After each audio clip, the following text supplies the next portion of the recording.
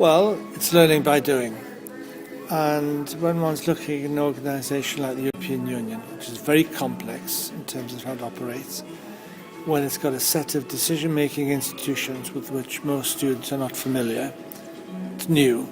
When a lot of students have difficulty understanding the distinction between institutions like the Commission, the Parliament, the Council, the European Council, not made easier by the fact a lot of them have got similar names as well, then I think actually once you've got is where some knowledge about the institutions from lectures and from reading, to actually then try to play these institutions in a real situation, dealing with real policies.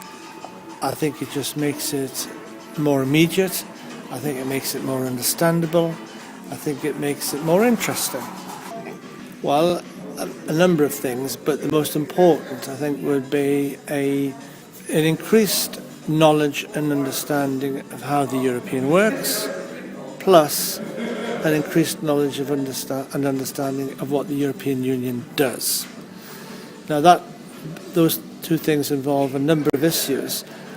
With regard to how the European Union works, I think if students could just develop a better understanding of the fact why it is so difficult for states, which in some ways seem to be similar, to work together.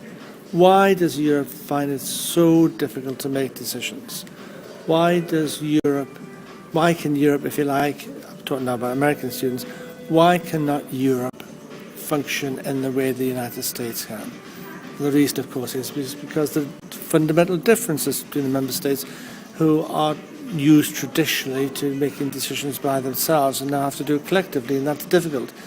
With regards to what the second thing, what the European Union does, I think my impression is that a lot of Americans think that Europe is primarily about having what used to be called a common market, an internal market, it's now commonly called.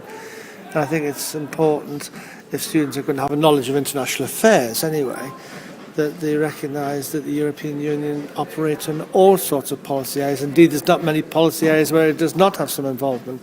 So it's becoming a very important international organisation. Well, two things.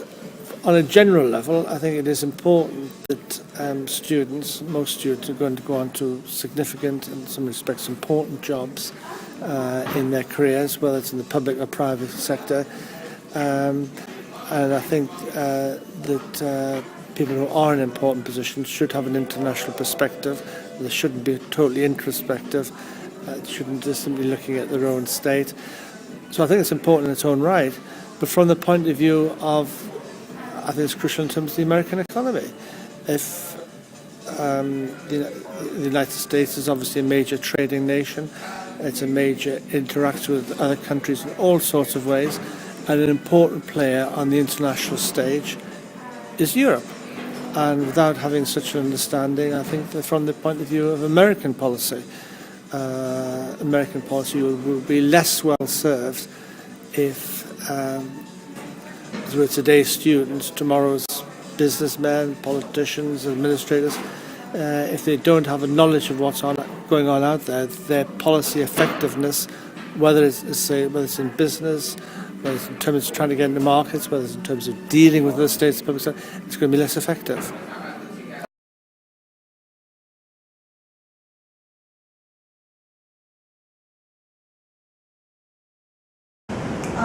The accession processes have been open for several years, and Turkey has made very few advances. The EU has proven that we are willing to accept them, but they have to meet the set of criteria that every other state that has entered into this organization has had to meet. And if we make concessions and abbreviate that process, it's going to set a dangerous precedent for future other countries that might want to join too. And if we continue to make exceptions, it's going to continue down the line. People will be like, well, you did this for Turkey. What can you do for us? And that Turkey needs to meet us halfway in the process. We're here, we're saying we're available. We're not saying we don't want them to join, but another thing that needs to be taken into consideration is the fact that part of joining the EU, the citizens of that state have to want to join. And Turkey's accession process has been highly initiated by the government, and the citizens don't want to become part of the EU, the regular Turkish citizens. That's a main part of entering.